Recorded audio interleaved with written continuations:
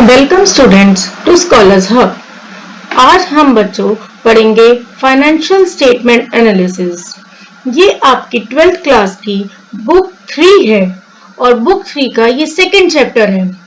Financial statement analysis ये एक theory chapter है और ये थ्योरी चैप्टर आपको मदद करेगा जानने के लिए आगे के सारे चैप्टर्स जो कि प्रैक्टिकल चैप्टर्स का बेस है। फाइनेंशियल स्टेटमेंट एनालिसिस अपने आप में एक थ्योरी चैप्टर कहने के लिए है, बट थर्ड चैप्टर जो कंपैरेटिव कॉमन साइज है या फिर बैलेंस शीट है, प्रॉफिट एंड लॉस अकाउंट है जो उसमें बनाने हैं हमें, या फिर हम रेशियो की बात कर रहे हैं, या फिर हम उसके नेक्स्ट चैप्टर कैश फ्लो की बात करते हैं। सारे ही चैप्टर्स के अंदर स्टूडेंट्स आपको ये चैप्टर मदद करेगा जानने के लिए कि कौन सी स्टेटमेंट कैसे बनाई जा रही है। फाइनेंशियल स्टेटमेंट एनालिसिस हमारे पास सबसे पहले हम इस फाइनेंशियल स्टेटमेंट एनालिसिस में पढ़ते हैं मीनिंग एंड टूल्स और टेक्निक्स। मीनिंग एंड टूल्स और टेक्निक्स में सबसे पहले हमें ये जानने को मिलता है कि इट इज अ टेक्निक और it is a systematic process to understand and to take economic decisions. इसमें हमें ये जानने को मिलेगा कि हम मीनिंग, टूल्स एंड टेक्निक्स को कैसे यूज करते हैं, ये किस तरह से एक सिस्टमैटिक प्रोसेस है, कैसे हम इसे अंडरस्टैंड करके अपने बिजनेस में इसे यूज ला सकते हैं और इकोनॉमिक मतलब पैसे के डिसीजंस कैसे ले सकते हैं। सबसे पहले आज हम इस वीडियो में ये टॉपिक को अच्छे से क्लियर करेंगे। सेकेंड टॉपिक हमारे पास आता है टाइप्स एंड प्रोसेस, जो कि है internal process, external process, vertical process, horizontal process and these all are also called as analysis. ये हम इसके नेक्स्ट वीडियो में पढ़ेंगे। इससे नेक्स्ट वीडियो में हम पढ़ेंगे purpose of the financial statement analysis, objectives of the financial statement analysis, significance of the financial statement analysis, and definitely the users that are the internal and external users. ये हमें मदद करेगा जानने के लिए so that we can know the assessing profitability company की efficiency के बारे में जानने को पता चलेगा, सॉल्वेंसी के बारे में, और हम कंपैरिजन कर सकते हैं between the inter and intra firms. Next video में हम समझेंगे पार्टीज इंटरेस्टेड, कौन कौन सी पार्टीज होती हैं जो हमारे बिजनेस में, जो हमारे फाइनेंशियल स्टेटमेंट में इंटरेस्टेड होती हैं, जो हमारे एनालिसिस को पढ़ना चाहती हैं। They are generally two types, that is internal and externals. In details definitely we will look forward in the next video. And the limitations are some drawbacks. Limitations means कि some drawbacks है। Let's start today the meaning and tools and techniques of the financial statement analysis. We will start with the introduction, that is the meaning of the financial statement analysis. बेटा, meaning of the financial statement analysis का मतलब होता है जब हमारे पास financial information हो और हम उसे एक फाइनेंशियल स्टेटमेंट में फिट कर सके और अच्छे से इकोनॉमिक के पैसे के डिसीजंस बिजनेस में ले सके। अब इसमें दूसरी बात ये आती है कि फाइनेंशियल स्टेटमेंट्स क्या होती हैं। दो you must have studied in the 11th class कि फाइनेंशियल स्टेटमेंट का मतलब होता है profit and loss account, balance sheet, and third we have added here that is the ratio and cash flow.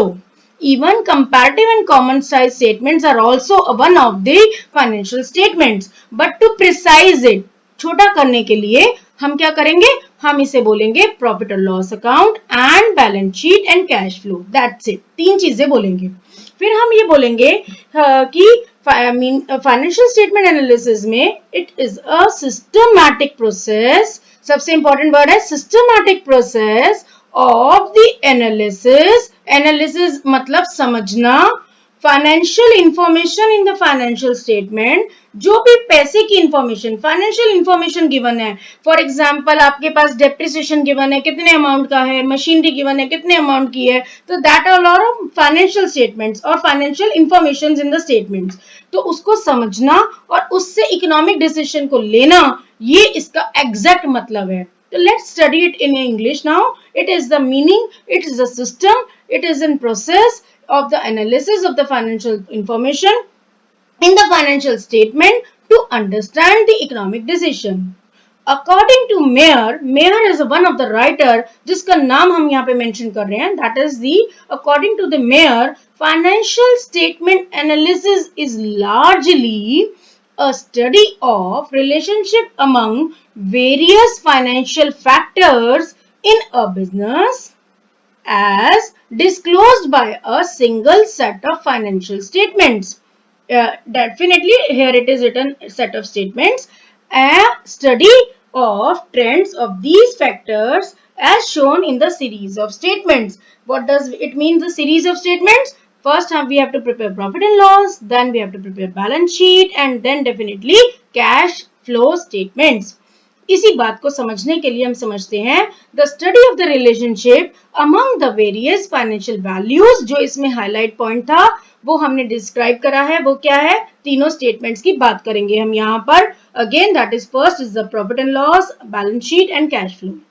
Next आता है कि कॉम्प्लेक्स डेटा जो है उसे हम डिस्ट्रीब्यूट कर देते हैं बहुत ही सिंपल एंड वैल्यूएबल एलिमेंट्स के अंदर और रिलेशनशिप्स में. तो it is made for the future earnings.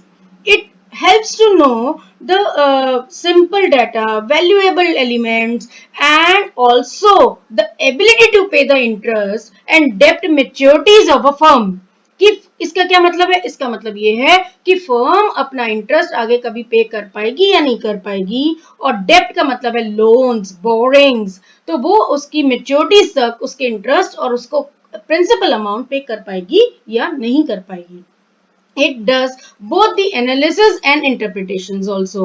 तो इसमें analysis और interpretation दो words आते हैं बेटा. और analysis का मतलब होता है कि हम बहुत ही simple तरीके से क्लासिफाई कर रहे हैं, टाइप्स में डिस्ट्रीब्यूट कर रहे हैं डेटा को. और इंटरप्रिटेशन का मतलब है समझना, एक्सप्लेन करना, और जिससे हमें इंपॉर्टेंस पता चल सके फाइनेंशियल डेटा की, जो कि एक दूसरे को कॉम्प्लीमेंट करते हैं. कौन कॉम्प्लीमेंट करते हैं एक दूसरे को? एनालिसिस और इंटरप्रिटेशन. अगर डेटा सिंपल नहीं होगा तो हम उसे समझ नहीं पाएंगे, और अगर समझ नहीं पाएंगे क्योंकि वो सिंपल नहीं होगा, कॉम्प्लेक्स होगा. तो analysis means it is a simplification of the financial data by proper classification and interpretation. And it is whereas interpretation is what? It is explaining the meaning and the importance of the financial data. Both are complementary to each other. Now comes that कि हम इसे समझते हैं कि यहाँ पर हमारा meaning तो हमें समझ आ गया, बट अभी हमें आगे समझना है टूल्स या और techniques of the financial statements. जब भी कभी आप पेपर अटेम्प्ट करते हैं तो पेपर में टूल्स या टेक्निक्स कोई भी वर्ड यूज हो सकता है. These both words are used as a synonyms. Synonyms words use हो रहे हैं. इसका मतलब ये है कि इसके अंदर हम कोई भी वर्ड यूज कर सकते हैं इसे समझाने के लिए. ये आपका एक एमसीक्यू क्वेश्चन आ सकता है पेपर में, और उसके अंदर आपके पास आपको पता होना चाहिए. सबसे पहले हम कंपैरेटिव स्टेटमेंट्स बनाते हैं. कंपैरेटिव में भी 2 स्टेटमेंट्स बनाएंगे. फिर हम कॉमन साइज स्टेटमेंट्स बनाएंगे, उसमें भी 2 स्टेटमेंट्स बनाएंगे, and 1 account and 1 statement, and third is your ratio analysis, and fourth is your cash flow statements. अब इसको हमें याद करना इतना आसान है कि हम उसके लिए याद करने के लिए उनकी लेसन्स के नाम याद कर लेंगे. एक के बाद लेसन्स ऐसे ही हमारे बुक में. First come your comparative balance sheet and profit and loss account. अब पेपर में बैठे हुए हैं, हम बड़ा कंफ्यूज हो गए, और हमें कैसे समझ आएगा कि कौन सी स्टेटमेंट हॉरिजॉन्टल है और कौन सी वर्टिकल है. तो सबसे पहले हम समझ रहे हैं हॉरिजॉन्टल एनालिसिस, जो कि कंपैरेटिव बैलेंस शीट और प्रॉफिट एंड लॉस को कहा जाता है. हमने क्या कहा? हमने कहा horizontal analysis comparative balance sheet and profit and loss को बोलते हैं. कंपैरेटिव बैलेंस शीट क्या होता है? सबसे पहले समझते हैं हॉरिजॉन्टल क्या होता है. हॉरिजॉन्टल में 2 साल हमारे पास गिवन होते हैं, और दोनों साल एक साथ गिवन होते हैं, और दोनों साल को हम साथ काम करते हैं. 2 साल से ज्यादा भी दिया जा सकता है. इसीलिए जब हमने कंपैरेटिव के लिए समझा, बैलेंस शीट के लिए समझाया, कंपैरेटिव बैलेंस शीट के लिए, या हमने कंपैरेटिव प्रॉफिट एंड लॉस के लिए समझाया, बोथ केस में अगर आप पहला पॉइंट पढ़े तो उसमें यही मेंशन है, 2 or more years placed side by side. अगर आप प्रॉफिट एंड लॉस अकाउंट का पढ़ेंगे उसमें भी सेम पॉइंट है, 2 or more years placed side by side. एक साथ हमेशा प्लेस्ड होते हैं. इसे कहते हैं हॉरिजॉन्टल एनालिसिस. नेक्स्ट हम पढ़ते हैं common size statement. Common size statement पढ़ने के लिए हम ये जानना चाहेंगे कि इनके अंदर करना क्या होता है। कॉमन साइज स्टेटमेंट में हमें सबसे पहले एब्सोल्यूट टर्म्स कैलकुलेट करनी होती है, यानी कि जो हमारे पास गिवन डाटा है पहले हम उसे कॉपी करेंगे, जो कि हम थर्ड चैप्टर में सीखेंगे। उसके बाद हमारे पास एक एब्सोल्यूट टर्म्स आएंगी जो हम इसे कैलकुलेट करेंगे। देन हम इसके अंदर कैलकुलेट करेंगे परसेंटेज, और फिर हम कंपैरिजन करेंगे 2 ईयर्स का हर आइटम्स को लेके, and each and every item is compared here with of 2 years. This statement is called as vertical statement. यहाँ पर आपके पास एक क्वेश्चन बनता है पेपर में कि common statement, what is the synonym of the common statement and what is the other name of the common size statements. तो it is the vertical statements. और जब हम कंपैरेटिव कॉमन साइज की बात करते हैं तो वहां पर हमने कहा था अभी हॉरिजॉन्टल। अब पेपर के अंदर बच्चा जनरली कंफ्यूज हो जाता है, तो इसे याद करने के लिए मैं आपको एक बहुत ही आसान टेक्निक बताती हूँ। जब हम कंपैरेटिव बनाते हैं उसकी स्पेलिंग में हम पी लिखते हैं, जब हम कॉमन साइज लिखते हैं तो उसमें पी नहीं होता। जिसमें पी नहीं है वहां परसेंटेज निकालनी है, जिसमें पी है वहां परसेंटेज नहीं निकालनी है, वहां परसेंटेज ही करनी है, सिर्फ एब्सोल्यूट टर्म्स नहीं करनी है। जब आप थर्ड चैप्टर पढ़ेंगे तो और अच्छा क्लियर हो जाएगा, और ये हिंट या ये तरीका याद करने का मैं वहां भी सिखाऊंगी आपको। नेक्स्ट हम पढ़ते हैं कि कॉमन साइज स्टेटमेंट में करते कैसे हैं। मैंने आपके लिए एक एग्जांपल रखा है, आप देख सकते हो कि बैलेंस शीट जब हम बनाएंगे तो बैलेंस शीट हो चाहे प्रॉफिट और लॉस अकाउंट हो, दोनों के अंदर हमें कुछ बेस ईयर लेना पड़ेगा। बैलेंस शीट के अंदर जनरली असेट्स और लायबिलिटीज हमारे बेस ईयर्स होते हैं। अब मैंने 2 वर्ड्स यूज करे, असेट्स और लायबिलिटीज, क्योंकि हमें पता है बैलेंस शीट में असेट और लायबिलिटीज दोनों का टोटल बराबर होता है और वही हमारा बेस ईयर होगा। जब हम प्रॉफिट एंड लॉस की बात करते हैं तो रेवेन्यू फ्रॉम ऑपरेशन हम नेट सेल्स को बोलते हैं, और सेल्स के लिए अब जो नाम यूज करा जाएगा 12th क्लास में वो होगा रेवेन्यू फ्रॉम ऑपरेशंस, वो हमारा बेस ईयर होगा। बेटा रेशियो एनालिसिस ये हमारा नेक्स्ट टेक्निक या टूल है। जब हम रेशियो एनालिसिस की बात करते हैं, रेशियो में हम 2 फैक्टर्स को पढ़ेंगे और 2 फैक्टर्स का कंपैरिजन करेंगे।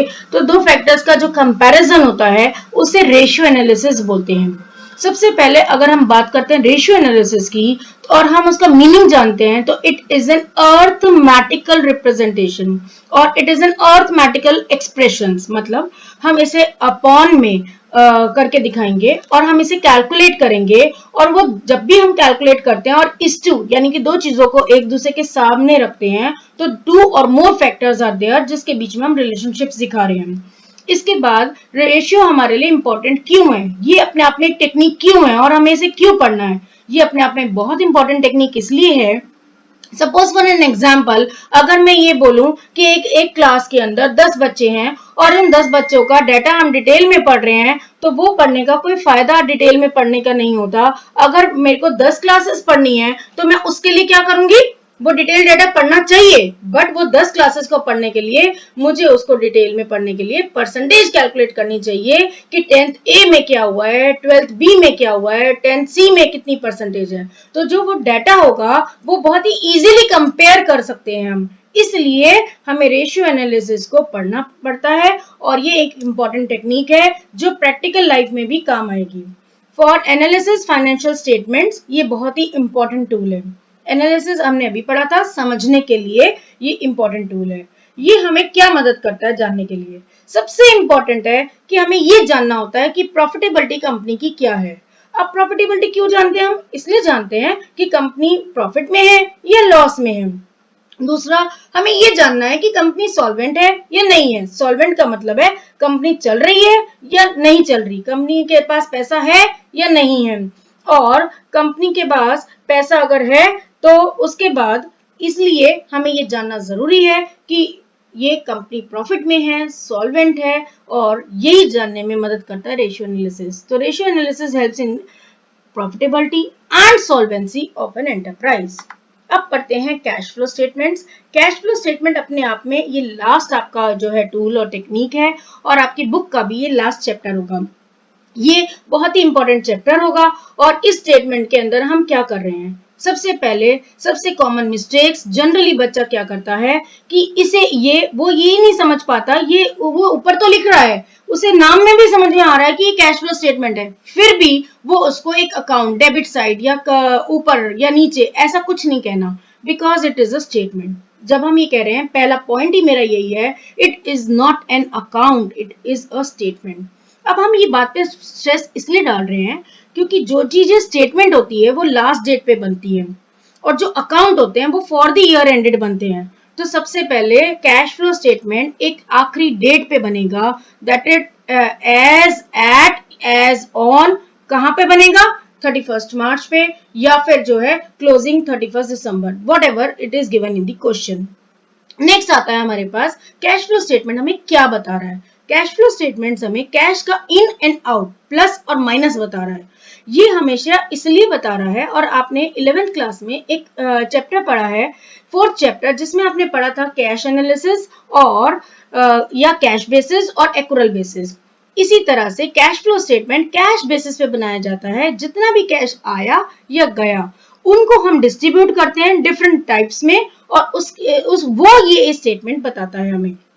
इसमें हमें लास्ट आइटम ये भी पता चलती है कि कैश और कैश इक्विवेलेंट आइटम्स क्या होती हैं। ये आपकी लास्ट आइटम्स होती हैं कैश फ्लो स्टेटमेंट्स की, जैसा कि मैंने स्लाइड में लिखा है, आपको दिख रहा है। और इसके बाद इसके अंदर 3 तरह के टाइप्स होते हैं, ऑपरेटिंग, इन्वेस्टिंग, फाइनेंसिंग एक्टिविटीज। अब कभी कभी पढ़ते पढ़ते बच्चे पूछते हैं, क्या मैम हम इनको जंबल कर सकते हैं, ऑपरेटिंग के बाद क्या फाइनेंसिंग लिख सकते हैं और फाइनेंसिंग के बाद इन्वेस्टिंग? नहीं बेटा, आपको इसे ऐसे ही याद करना है, operating, investing, financing activities, and last but not least comes that cash and cash equivalent, जो कि बहुत ही इंपॉर्टेंट पार्ट होता है कैश फ्लो स्टेटमेंट का। कैश फ्लो स्टेटमेंट हमें कैश की पोजीशन बताती है फर्म की, और ये बताता है कितना कैश यूज्ड हुआ है और कितना पेड हुआ है फर्म में। It also shows the position from one period to another. तो cash flow statement is not an account, it is a statement. Cash flow statement shows the inflow and outflow of the cash. It is based on the cash basis. It is equivalent. It also shows the cash and cash equivalent. It has 3 types, that is the operating, investing and financing activities. And it shows the cash position of the firm, that is used and paid cash during the year. Next हम इसमें ये भी जानना चाहेंगे कि cash flow statement जो है वो आपके पास कैश फ्लो स्टेटमेंट्स हमारे को ऑपरेटिंग, इन्वेस्टिंग, फाइनेंसिंग एक्टिविटीज बताता है, पर हमें ये बहुत ही इंपॉर्टेंट बात जाननी है कि it is prepared according to AS3। AS3 change नहीं हो सकता जब तक कि ICAI चेंज नहीं करता। अब व्हाट इज AS3? AS3 का मतलब है accounting standard 3। Institute of chartered accountancy of India ने बहुत सारे स्टैंडर्ड्स दिए हैं, दे आर 32 स्टैंडर्ड्स, और उन्हें वो टाइम टू टाइम चेंज करते रहते हैं। अगर हमारे पास जो भी कैश फ्लो स्टेटमेंट्स बनाया जाएगा उसके लिए उन्होंने एक स्टैंडर्ड बना दिया है, और जो स्टैंडर्ड की सारी डिटेल्स उन्होंने AS3 में मेंशन कर दी है। तो हमें इसके हिसाब से जब हम ये चैप्टर करेंगे तो कैश फ्लो स्टेटमेंट को बनाने के लिए हमें यूज करना होगा AS3। ये MCQ का बड़ा ही ऑब्वियस क्वेश्चन है जो पेपर में जनरली आता है, और जनरली बच्चे इस पे अगर याद नहीं करके गए तो गलत टिक कर देते हैं। आई होप सो आपको याद रहेगा AS3। जब मैम बहुत बार एक चीज को बोलती हैं तो हमें याद रह जाता है, operating, investing, financing activities, OIF and accounting standard 3। Next video के अंदर हम इसके नेक्स्ट टॉपिक